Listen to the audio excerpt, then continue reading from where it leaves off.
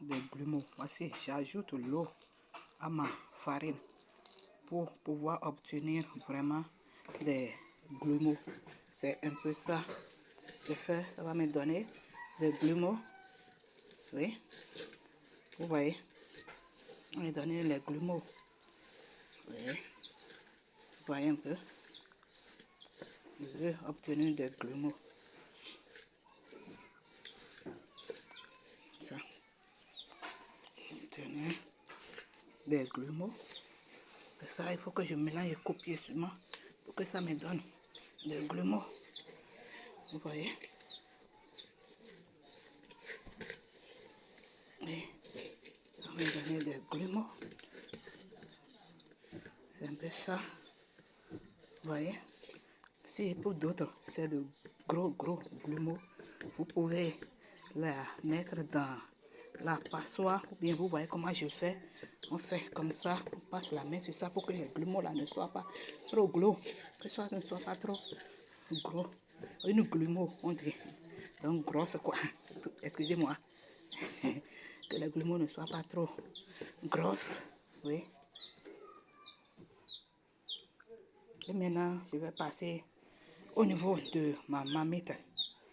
Oui, je vais mettre d'abord la farine dans l'eau.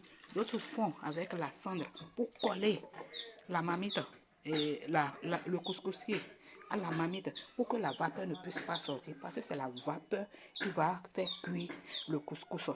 Donc, je vais mettre ma farine un peu dans l'eau pour obtenir une, comment je vais dire, une bouillie un peu consistante, un peu dure qui va me permettre de coller la marmite au couscoussier afin de pouvoir mettre mon couscous non cuit pour le moment dans le couscoussier.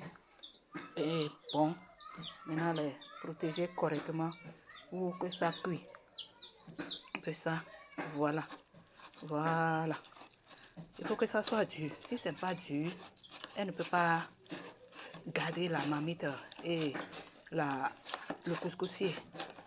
Elle ne peut pas. Donc il faut que ça soit dur. Comme ça, vous voyez comment c'est dur. Vous voyez un peu. D'accord. Maintenant, je vais mettre mon couscoussier. Vous allez voir un peu ce que je suis en train de dire.